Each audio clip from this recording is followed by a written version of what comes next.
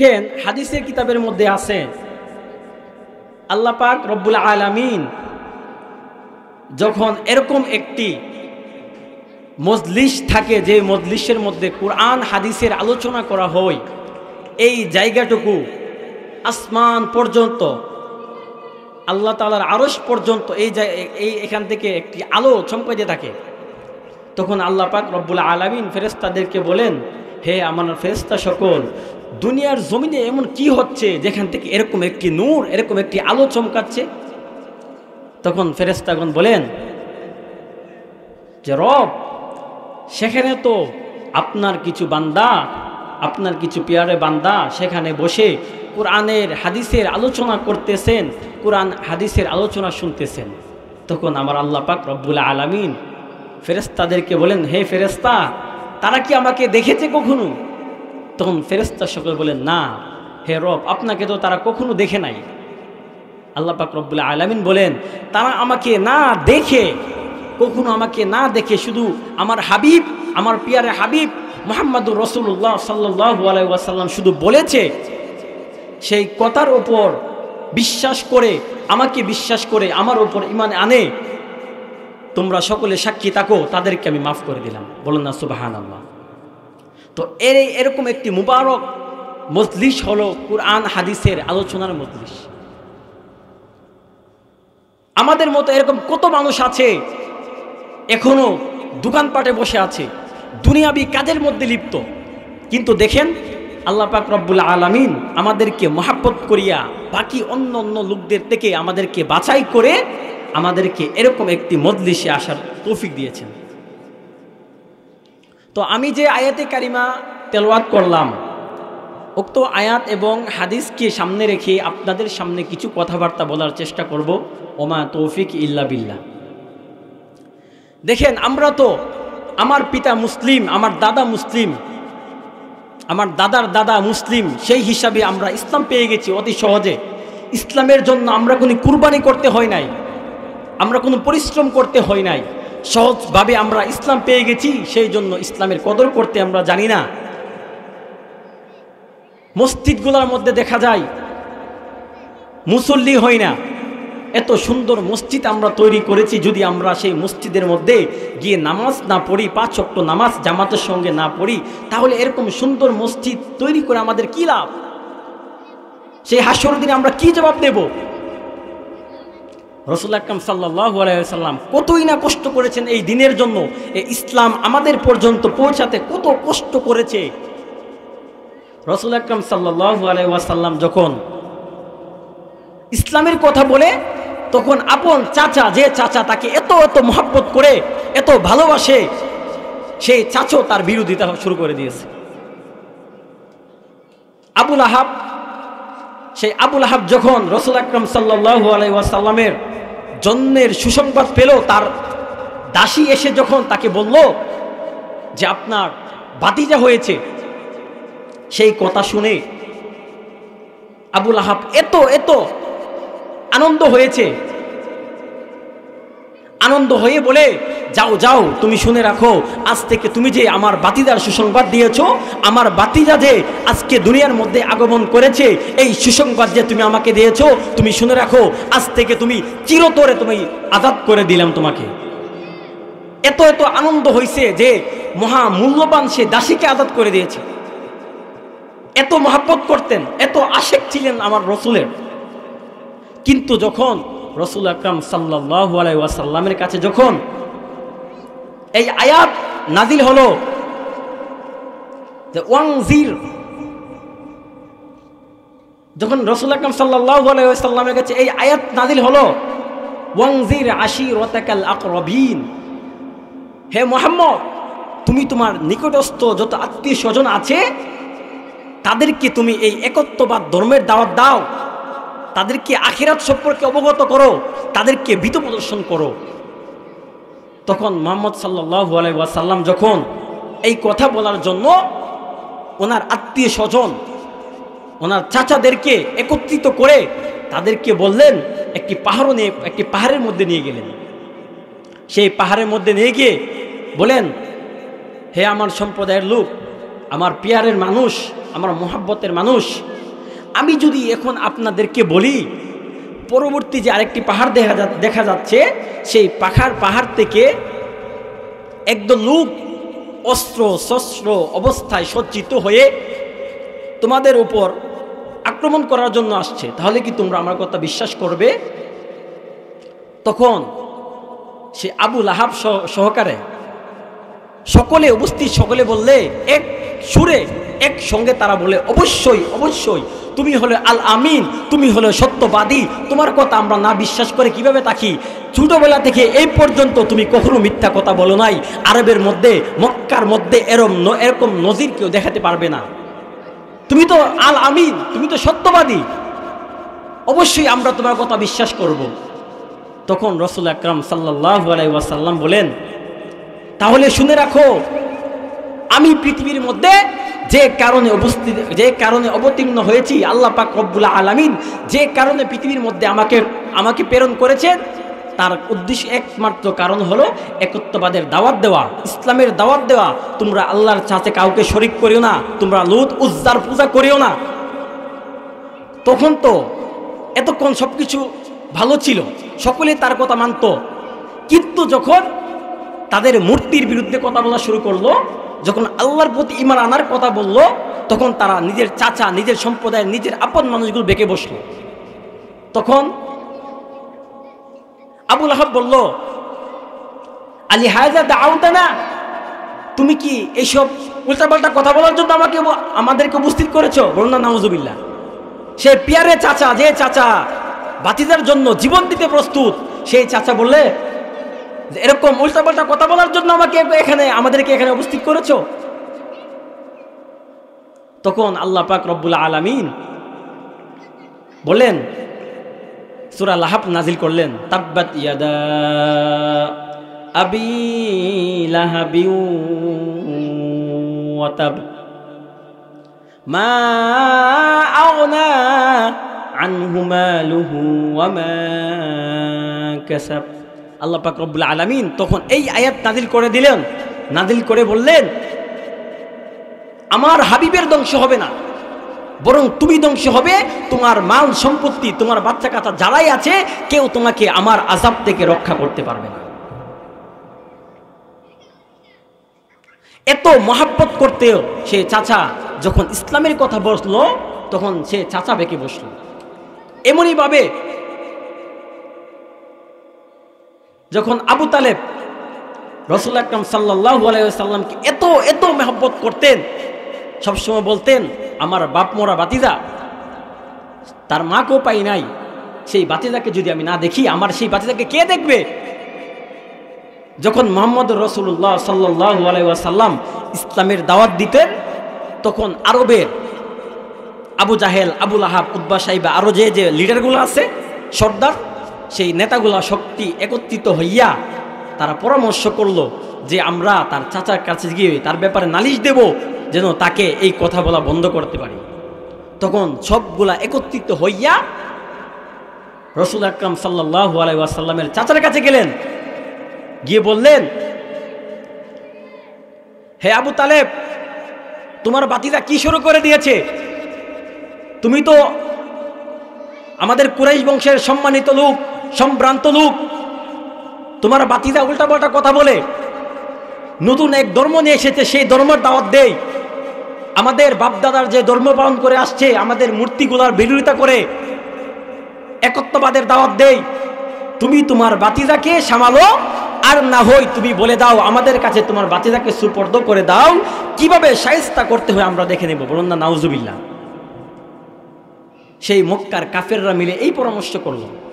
তখন আবু তালেব তারা চলে যাওয়ার পর রাসূল আকরাম সাল্লাল্লাহু আলাইহি ওয়াসাল্লামকে ডেকে আনলেন, ডেকে এনে বলতেছেন যে, ভাতিজা, তুমি আর এই ধর্মের দাওয়াত দিও না, তোমার ব্যাপারে আরবের যত মক্কার বড় বড় যে নেতা ফেতা আছে, তারা আইসা আমার ব্যাপারে তোমার ব্যাপারে আমার কাছে নালিশ করে গেছে, তুমি এগুলো বন্ধ করার জন্য, তুমি এগুলো বন্ধ করে দাও।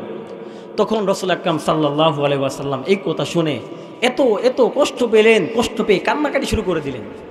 তখন আবু তালেব বললেন, ভাতিজা তুমি আর যাই করো, তুমি কান্নাকাটি করিও না, তোমার এই কান্নাকাটি আমি সহ্য করতে পারি না। দেখেন কত আশেক, রসুলকে কত প্যার করত, কত মহব্বত করত। এরকম অবস্থা পরে বলে দিলেন যে তুমি কেন কান্নাকাটি করতেছ? বললেন, তখন রাসূল আকরাম সাল্লাল্লাহু আলাইহি ওয়াসাল্লাম বলেন, চাচা আমি যে জন্য পৃথিবীর মধ্যে আগমন করেছি, আল্লাহ পাক রব্বুল আলামিন আমাকে তো পৃথিবীর মধ্যে প্রেরণ করেছেন এই একত্ববাদের ধর্মের দাওয়াত দেওয়ার জন্য। আমি যদি এই দাওয়াত না দেই তাহলে আমি এখানে থেকে কি করব? এবার আপনি আমাকে সাপোর্ট করেন কিংবা না করেন, আমি আমার আল্লাহর পক্ষ থেকে যে বিধান আমার কাছে এসেছে সেই ধর্মের কাজ আমি করে যাব, সেই আল্লাহর দাওয়াত দিয়ে যাব, সেই ইসলামের দাওয়াত দেব। বলেন না সুবহানাল্লাহ। তখন চাচা এই কথা শুনে আশ্চর্য হয়ে গেল। তখন বলল, সমস্যা নাই, এখন থেকে আমি আবু তালেব বলে দিলাম তুমি আরবের মধ্যে, মক্কার মধ্যে তুমি ইসলামের দাওয়াত দিবে। কেউ যদি তোমাকে চুল পরিমাণ কোনো কিছু একটা বলে, চুল পরিমাণ আঘাত করে, তুমি আমার কাছে আসবা, আমাকে অবগত করবা। আমি আবু তালেব বেঁচে থাকতে আরবের কোনো মারফুত তোমার শরীরে আঘাত করতে পারবে না। কত মহব্বত করত। কিন্তু যখন সেই আবু তালেব ইন্তিকাল করেন, তখন রাসূল আকরাম সাল্লাল্লাহু আলাইহি ওয়াসাল্লাম আবু তালেবের কানের কাছে এসে বলেন, চাচা সবকিছু তো মানেন, সবকিছু তো জানেন, একটু আমার ধর্মটা আপনি মেনে নেন। আপনি মনে মনে একটু আপনি বলে ফেলেন না, আশহাদু আল্লা ইলাহা ইল্লাল্লাহু ওয়া আশহাদু আন্না মুহাম্মাদান আবদুহু ওয়া রাসূলুহু। এই কথাটা আপনি একবার বলে ফেলেন আস্তে করে। তখন সেই আবু তালেব বলে, না এটা আমি বলতে পারবো না, বাপদাদার যে ধর্ম সেই ধর্মের উপর চুনকালি দিতে পারবো না। তার পরবর্তীতে আবার বললে,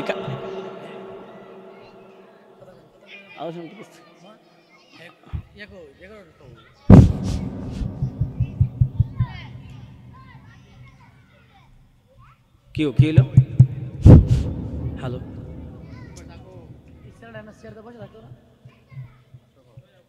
সবাই দুরূদ শরীফ পড়ে, সবাই জিকির করি, লা ইলাহা ইল্লাল্লাহ, লা ইলাহা ইল্লাল্লাহ, লা ইলাহা ইল্লাল্লাহ, লা ইলাহা ইল্লাল্লাহ, লা ইলাহা ইল্লাল্লাহ, লা ইলাহা। সাল্লাল্লাহু আলাইহি ওয়াসাল্লামের চাচাকে গিয়ে বলেন, চাচা আপনি চুপি চুপি ভাবে আমার কানে বলে দেন লা ইলাহা ইল্লাল্লাহ মুহাম্মাদুর রাসূলুল্লাহ। কিন্তু সে চাচা বলল, ভাতিজা মরণকালে আমি চাই না বাপদাদার ধর্মের মধ্যে চুনকালি মাখা দেওয়ার জন্য। আমি না হয় জাহান্নামকে বেছে নিলাম, তবু দুনিয়ার মধ্যে আমার প্রশংসা হোক। দেখেন আশেকে রাসূল, রসুলের এত আশেক হওয়া সত্ত্বেও কিন্তু রসুলের মিলাদ মানেছে, কিন্তু রসুলের সিরাত না মানার কারণে সে আবু তালেব জাহান্নামী, সে আবু লাহাব জাহান্নামী। তো দেখেন বর্তমান জমানার মধ্যে কিছু আশেকে রসুল, কিছু নামদারি আহলে সুন্নাত ওয়াল জামাত দাবি করে সে আশেকে রসুল, তারা রসুলের আশেক দাবি করে, কিন্তু রসুলের সিরাত তারা মানে না, সিরাতের কোনো কিছুই তাদের মধ্যে নাই। তো আশিকে রাসূল যে ঈদে মিলাদুন্নবী পালন করে কীভাবে আসলো?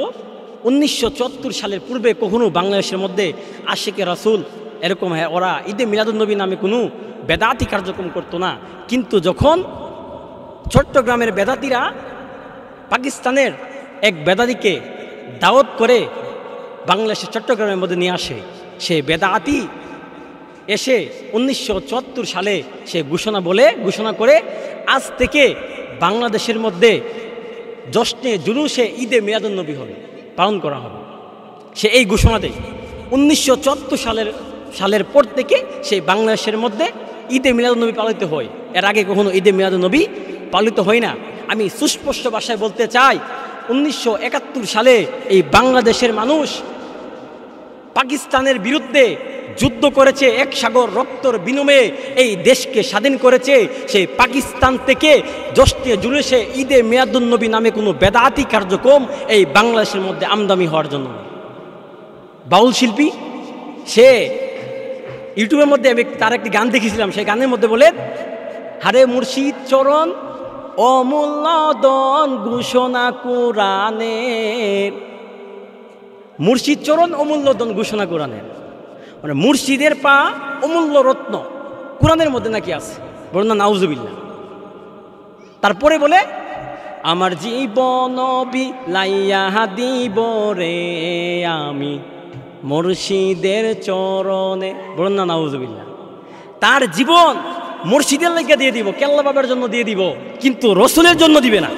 সে নাকি আশেকে রসুল। আমি সুস্পষ্ট ভাষা বলতে চাই, তোমরা তো আশেকে রসুল না, তোমরা হলে আশেকে জিলাফি। রসুল আকরাম সাল্লাল্লাহু আলাইহি ওয়াসাল্লাম প্রতি সোমবার রোজা রাখতেন। তখন সাহাবায়ে কেরাম রসুল আকরাম সাল্লাল্লাহু আলাইহি ওয়াসাল্লামকে বলেন, হাদিসের মধ্যে আছেন, আন সুআইলা রাসূলুল্লাহ সাল্লাল্লাহু আলাইহি ওয়াসাল্লাম আন সৌমিল ইসনাইন, সোমবারের রোজা সম্পর্কে তাকে জিজ্ঞাসা করল, আপনি কেন প্রতি সোমবার রোজা রাখেন? তখন রাসূল আকরাম সাল্লাল্লাহু আলাইহি ওয়াসাল্লাম বলেন, ফিহি উলিদতু ওয়া ফিহি উনজিলা আলাইয়া, এই দিন আমি জন্মগ্রহণ করেছি এবং এই দিন সর্বপ্রথম আমার কাছে কোরআন অবতীর্ণ হয়েছে, এই জন্য আমি এই দিন রোজা রাখি। তো দেখেন রাসূল আকরাম সাল্লাল্লাহু আলাইহি ওয়াসাল্লাম কিন্তু সোমবারের দিন রোজা রাখতেন, কিন্তু সোমবারের দিন কিন্তু তিনি হ্যাপি বার্থডে তুই পালন করে নাই, জশ্নে জুলুসে ঈদে মিলাদুন্নবী পালন করে নাই। কিন্তু তারা এই তারিখ আসলে জশ্নে জুলুসে ঈদে মিলাদুন্নবী পালন করে। এর মধ্যে তারা বিশেষ একটি স্লোগান দিয়ে রাখে, তারা একটি স্লোগান দেয়, সেই স্লোগানটি হলো যে জিন্দা নবীর আগমন, শুভেচ্ছার স্বাগতম। তারা বলে রাসূল আকরাম সাল্লাল্লাহু আলাইহি ওয়াসাল্লাম নাকি জীবিত, জিন্দা। অথচ কোরআনের শরীফের মধ্যে আছেন রাসূল আকরাম সাল্লাল্লাহু আলাইহি ওয়াসাল্লাম দুনিয়াবি যে মৃত্যুর স্বাদ আস্বাদন করতে হয় সেই আস্বাদন করেছে, সেই স্বাদ আস্বাদন করেছে। আল্লাহ পাক রব্বুল আলামিন বলেন, ইন্নাকা মাইয়িতু ওয়া ইন্নাহুম মাইয়িতুন, যে নিশ্চয়ই আপনি মৃত্যু মরণশীল। কিন্তু তারা বলে কি, রাসূল আকরাম সাল্লাল্লাহু আলাইহি ওয়াসাল্লাম নাকি জীবিত। দেখেন এরকম কথা যদি বলে রাসূল আকরাম সাল্লাল্লাহু আলাইহি ওয়াসাল্লাম জীবিত, তাহলে তো কারো ঈমানই থাকবে না। কিভাবে ঈমান থাকবে না, এরকম প্রশ্ন জাগতে পারে। কারণ আমরা যে ঈমানে মুজমালের মধ্যে আছে, আমানতু বিল্লাহি ওয়া মালাইকাতিহি ওয়া কুতুবিহি ওয়া রুসুলিহি ওয়াল ইয়াউমিল আখির, এভাবে আল্লাহর উপর ঈমান আনতে হবে, ওয়া মালাইকাতিহি ফেরেশতাদের উপর, ওয়া কুতুবিহি ওয়া রুসুলি, এবং কিতাবের উপর ঈমান আনতে হবে। কিন্তু কোরআনের এই আয়াতকে যদি তারা অস্বীকার করে, তাহলে তো সে কখনো মুমিন হতে পারে না, তার ঈমানই নাই। কিন্তু সেই নাস্তিক, সেই বেদাতীপন্থীরা বলে রাসূল আকরাম সাল্লাল্লাহু আলাইহি ওয়াসাল্লাম নাকি জীবিত। এমনইভাবে দেখেন একটি ঘটনা বললে এটা ক্লিয়ার হয়। রাসূল আকরাম সাল্লাল্লাহু আলাইহি ওয়াসাল্লাম এর প্রতি যে কোনো ব্যক্তি যদি বলে যে পূর্ব দিকে সে পা দিয়ে ঘুমায় না, কেন ঘুমায় না? না ঘুমানোর কারণ হলো পূর্ব দিকে তার পীর সাহেবের বাড়ি, এই জন্য পীর সাহেবের বাড়ির পীর সাহেবের সম্মানার্থে পূর্ব দিকে পা দিয়ে ঘুমায় না। এমনইভাবে সেই ব্যক্তি উত্তর দিকে পা দিয়ে ঘুমায় না। উত্তর দিকে পা না দিয়ে ঘুমানোর কারণ কি? উত্তর দিকে পা না দিয়ে ঘুমানোর কারণ হলো সেই দিকে তার শ্বশুর বাড়ি, এই জন্য সেই দিকে পা দিয়ে সে ঘুমায় না। এমনইভাবে দক্ষিণ দিকে সে পা দিয়ে ঘুমায় না, কারণ দক্ষিণ দিকে তার উস্তাদের বাড়ি। আর পশ্চিম দিকে তো কাবা, কেবলা, তো পশ্চিম দিকে তো পা দিয়ে ঘুমাবে না, এটা তো বতরিকে আলা।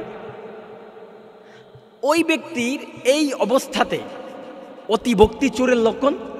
এই ব্যক্তির এই অবস্থাতে যেরকম হাল হয়েছে, সেই ব্যক্তি ঘুমাইলে এই ব্যক্তি কিভাবে ঘুমাবে? তার যেরকম হাল তেমনিভাবে বর্তমান জামানায় যারা আহলে সুন্নাত ওয়াল জামাত নামদারি জশ্নে জুলুসে ঈদে মিলাদুন্নবী পালন করে, তাদের অবস্থা হুবহুব সেই অবস্থা। তো আমার কথা হলো, রাসূল আকরাম সাল্লাল্লাহু আলাইহি ওয়াসাল্লাম তো প্রতি সোমবার রোজা রাখতেন, তারা কেন তাহলে প্রতি সোমবারে তারা জশ্নে জুলুসে পালন ঈদে মিলাদুন্নবী পালন না করে তারা শুধু বৎসরে একদিন পালন করে? রাসূল রোজা রেখে পালন করছেন, আর তারা রোজা না রেখে তারা খেয়ে ফুর্তি করে আনন্দ উল্লাস করে তারা জ্যৈষ্ঠ ঈদের মধ্যে মিলাদুন্নবী পালন করে। তা কে আসলে মূল আশেক? আরেকটি উদাহরণ যদি দিই আপনারা বুঝতে পারবেন। যদি কোনো ব্যক্তি কোনো এক তারিখ, ধরেন সোমবার কিংবা শুক্রবার, ধরেন শুক্রবারের দিন সেই ব্যক্তির মা কিংবা পিতা মৃত্যুবরণ করছেন, আর সেই সোমবারেই সেই ব্যক্তির ছেলে, সেই ব্যক্তি বাবা হয়েছে, সেই ব্যক্তির ছেলে জন্মগ্রহণ করছেন, তো পিতা মৃত্যুবরণ করার কারণে যেমন তার কষ্ট লাগার কথা, কান্নাকাটি করার কথা, সুখ প্রকাশ করার কথা, তেমনিভাবে এই দিন তার সন্তান পৃথিবীর মধ্যে আগমন করার কারণে এই দিন তিনি কি করার কথা, এই দিন আনন্দ করার কথা। এখন যদি আনন্দ উল্লাস করে, দুল তবলা বাজিয়ে আনন্দ উল্লাস করে, তাহলে কি হবে? পাড়া প্রতিবেশীর লোকেরা বলবে এই দিন তার পিতা মারা গেছিল, কিন্তু সে কোনো পিতার প্রতি কোনো মহব্বতই নাই, পিতা মারা গেছে, অথচ সেই দিন সে কি করতেছে? আনন্দ উল্লাস করতেছে। এমনইভাবে এই দিন যদি সে কান্নাকাটি করে, তাহলে পাড়া প্রতিবেশী লোকেরা বলবে এই দিন তো তার সন্তান পৃথিবীর মধ্যে আগমন করেছিল, এই দিন সে কান্নাকাটি করতেছে কেন? সেটা আনন্দ উল্লাস করার কথা। তো এই পরিস্থিতিতে সেই লোকের মধ্যম পন্থা অবলম্বন করার প্রয়োজন, মধ্যম পন্থা অবলম্বন করার দরকার।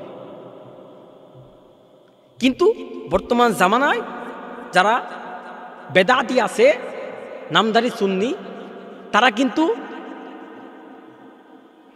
নীরব না থেকে তারা শুধু এই দিনটাই ফোকাস করে, এই দিনই জশ্নে জুলুস ঈদে মিলাদুন্নবী পালন করে। তারা আরেকটি কথা বলে যে জিন্দা নবীর আগমন, শুভেচ্ছার স্বাগতম, নবী হাজির নাজির, এবং কি তাদের বড় বড় মজলিসের মধ্যে তারা বসে থাকে, তাদের এক ওয়াইস কোনো এক বক্তা বয়ান করে, পাশে একটি চেয়ার রেখে দেয়, এই চেয়ারে নাকি রাসূল আকরাম সাল্লাল্লাহু আলাইহি ওয়াসাল্লাম এসে বসবেন, এরকম আকীদা তারা পোষণ করে। কিন্তু দেখা যায় যে চেয়ারের মধ্যে বসে তাদের ওয়াইস, তাদের বক্তা, তাদের পীর সাহেব বয়ান করে, আর যে চেয়ার রসুলের জন্য রাখে, রসুল নাকি আসবে, তাদের পীর সাহেবের চেয়ারটা তাকে ভালো, মজবুত, অনেক সুন্দর, সুঠাম, কিন্তু রাসূল আকরাম সাল্লাল্লাহু আলাইহি ওয়াসাল্লামকে যে হাজির নাজির মাইন্না যে চেয়ারটা রাখে, যেখানে এসে বসবেন, কিন্তু সেই চেয়ারের অবস্থা থাকে করুণ অবস্থা, সেই চেয়ার ভাঙাচোরা থাকে। তো আমার এখানে প্রশ্ন হলো, যদি সত্যিকারেই রসুল হাজির নাজির হয়ে থাকে, রসুল যদি সত্যিকারে এসে থাকে, সত্যিকারেই যদি রসুল আসেন, তাহলে তো কেউ চেয়ারে বসারই কথা না, সকলে মাটিতে বসার কথা, আর চেয়ার রাখার কথা রসুলের জন্য, যে চেয়ারে বসে রসুল আকরাম সাল্লাল্লাহু আলাইহি ওয়াসাল্লাম যেহেতু আসেন, কিন্তু তারা ভাঙাচোরা একটা চেয়ার রাখে রসুলের জন্য। তাদের এই কাজ থেকে এটা সুস্পষ্ট হয়ে যায়, এই কাজ থেকে এই জিনিসটা সুস্পষ্ট হয়ে যায় যে রসুল আসে কি না, রসুল কি হাজির নাজির হয়ে এখানে তাদের চেয়ারে এসে বসে কি না, এটা তারা নিজেদেরও সন্দেহ আছে। এই অবস্থা বর্তমান জামানা।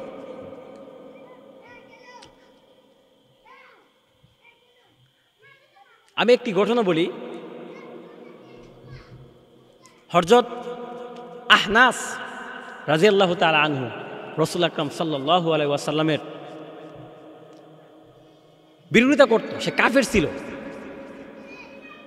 সে একদম কাট্টা কাফের ছিল। যখন রাসূল আকরাম সাল্লাল্লাহু আলাইহি ওয়াসাল্লাম মক্কার সেই খারাপ লোক, সেই লিডার আবু জাহেলের কাছে গিয়ে রাসূল আকরাম সাল্লাল্লাহু আলাইহি ওয়াসাল্লাম ইসলামের দাওয়াত দিতেন, বৃষ্টি হইতেছে, একটু ফাঁক ফাইলে আবুল আহাবের কাছে চলে যেত যে আবুল আহাব নিয়ে আমার প্রতি ঈমান আনে। আবুল আহাবের কাছে চলে যেত যে একটু নিয়ে আবুল আহাব আমার প্রতি ঈমান এনে যায়, আল্লাহ নিয়ে হেদায়েত দিয়ে দেয়। এত রৌদ্র আরবের মধ্যে, এই রৌদ্রের ফাঁকে যাই যে আবু জাহেল তার প্রতি ঈমান আনে কিনা দেখি, তাকে দাওয়াত দিয়ে। কিন্তু যখন সে আবু জাহেলের কাছে যায়, সে আবু জাহেল রাসূল আকরাম সাল্লাল্লাহু আলাইহি ওয়াসাল্লামকে এত লাঞ্ছিত করে, এত কষ্ট দেয়, এত প্রহার করে, ময়লার ডাস্টবিনের জিনিসগুলা রাসূল আকরাম সাল্লাল্লাহু আলাইহি ওয়াসাল্লামের মুখের মধ্যে ছুঁড়ে দেয়।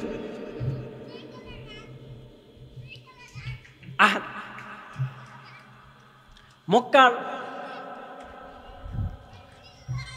আমি যা বলতেছিলাম, রাসূল আকরাম সাল্লাল্লাহু আলাইহি ওয়াসাল্লাম আবু জাহেলকে ইসলামের দাওয়াত দেওয়ার জন্য এত এত পরিশ্রম করেছে। একটু সুযোগ পেলেই আবু জাহেলের কাছে চলে যেতেন। মক্কার মধ্যে এত রৌদ্র, দুপুর টাইম, এত গরম, এত গরমের তাপ, সেই তাপের ফাঁকে আবু জাহেলের কাছে যাইতেন যে চাচা বলেন না লা ইলাহা ইল্লাল্লাহ, আমাকে রসুল হিসেবে মেনে নেন না, একত্ববাদের স্বীকারোক্তি দেন না। কিন্তু সে আবু জাহেল আমাদের রাসূল আকরাম সাল্লাল্লাহু আলাইহি ওয়াসাল্লামকে লাঞ্ছিত করত। মক্কার মধ্যে বৃষ্টি, ঝুম বৃষ্টি, সেই বৃষ্টির ফাঁকে একটু সুযোগ খুঁজতেন, আবু জাহেলের কাছে গিয়ে বলতেন চাচা ইমানটা এনে ফেলেন না। এরকম পরিস্থিতি, এরকম কষ্ট করেছেন দিনের জন্য। যখন রাসূল আকরাম সাল্লাল্লাহু আলাইহি ওয়াসাল্লাম এরকমভাবে দাওয়াত দিতেন, তো পরবর্তীতে কি দাঁড়ালো, এই আবু জাহেলের সঙ্গে ছিল আহনাস। সেই আহনাস আবার সবসময় দেখতাম, আহনাস দেখতো যখন রাসূল আকরাম সাল্লাল্লাহু আলাইহি ওয়াসাল্লাম গিয়ে আবু জাহেলকে কালিমার দাওয়াত দিতেন, তখন আবু জাহেল মুহাম্মদ সাল্লাল্লাহু আলাইহি ওয়াসাল্লামকে লাঞ্ছিত করত, কঠোর ভাষায় গালাগালি করত। তখন আহনাসের মায়া লাগত। আহনাস ভাবতো যে এরকম কি আছে যার জন্য মুহাম্মদ সাল্লাল্লাহু আলাইহি ওয়াসাল্লাম এরকমভাবে আবু জাহেলকে দাওয়াত দেয়, কিন্তু আবু জাহেল তো মানে না। তখন আহনাস একদিন ভাবলেন, বিবিকে বললেন, বিবি এরকম একটি বিষয় আমার অনেক মায়া লাগে, অনেক কষ্ট লাগে।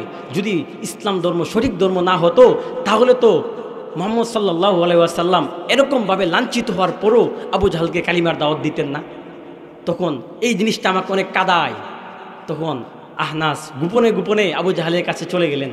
আবু জাহেলকে গিয়ে বলেন, তুই তো আমার বন্ধু, তুই তো আমার দোস্ত, সত্যি কথা একটা বল, একটা সত্যি কথা তুই আমাকে বলে দে, যে মুহাম্মদ সাল্লাল্লাহু আলাইহি ওয়াসাল্লাম যে তোকে ইসলামের দাওয়াত দে, আমাকে যে ইসলামের দাওয়াত দে, তোদেরকে যে আমাদের সকলকে যে ইসলামের দাওয়াত দে, সত্যি কি মুহাম্মদ সাল্লাল্লাহু আলাইহি ওয়াসাল্লামের ধর্ম সঠিক ধর্ম? এখানে কেউ নাই, এখানে আমি আর তুই, আর কেউ নাই, আমাকে কানে কানে তুই বলে দে কথাটা। তখন আবু জাহেল বলল, হ্যাঁ এটা সত্য, মুহাম্মদ সাল্লাল্লাহু আলাইহি ওয়াসাল্লামের ধর্ম সত্য, কিন্তু আমি তো আমার বাপ দাদার ধর্ম ছেড়ে চলে যেতে পারি না। এই কথা বলে তখন আহনাস যখন এই কথা শুনলো অত্যন্ত রাগান্বিত হলো। রাগান্বিত হয়ে বলল, আমি এখনই যাব, গিয়ে মুহাম্মদ সাল্লাল্লাহু আলাইহি ওয়াসাল্লামের কাছে গিয়ে আমি কালিমা পড়ে মুসলমান হয়ে যাব। তখন আবু জাহেল তরবারি বের করে বলল, তুই যদি সামনের দিকে পারবি তাহলে তোকে এখানে তোর কেল্লা ফেলে দেব। তখন আহনাস বলে, হে আবু জাহেল, তুই যে ভালো করে জেনে রাখ, তুই কিন্তু জানোস তরবারি চালানোর মধ্যে আমি অনেক পাকওয়াস, তুই পারবি না। তোরা যে ভিতরে যারা আছে তোর সকল সাঙ্গুপাঙ্গু নিয়ে এসে যদি আমার সঙ্গে লড়স তবুও তুই পারবে না। তখন আহনাস গিয়ে রাসূল আকরাম সাল্লাল্লাহু আলাইহি ওয়াসাল্লামের কাছে গিয়ে দেখেন সেজদায় পড়ে রাসূল আকরাম সাল্লাল্লাহু আলাইহি ওয়াসাল্লাম বলতেছেন, হে আল্লাহ আমার আহনাসকে আপনি হেদায়েত দেন, হে আল্লাহ আমার আহনাসকে হেদায়েত দেন। তখন আহনাস গিয়ে দেখে তার পাও ধরলো, পাও ধরে বলে হে রসুল আপনি আমাকে কালিমা পড়ে মুসলমান বানিয়ে দিন, বলুন না সুবহানাল্লাহ। তখন আহনাস গিয়ে কালিমা পড়ে ইসলাম ধর্ম গ্রহণ করে ফেলল। এই হলো আহনাস। কিন্তু হেদায়েত এমন একটি জিনিস, আমি যে আয়াত পড়েছি, ইন্নাকা লা তাহদি মান আহবাবতা, হে মুহাম্মদ আপনি যাকে ভালোবাসেন, যাকে মহব্বত করেন, চাইলেই তাকে মুসলমান বানাইতে পারবেন না। ওয়া ইন্নাকা লা তাহদি মান আহবাবতা ওয়ালাকিন্নাল্লাহা ইয়াহদি মান ইয়াশা, আল্লাহ তাআলা যাকে চান তাকেই শুধু ইসলামের মধ্যে অনুপ্রবেশ করতে পারেন, প্রবেশ করতে পারেন।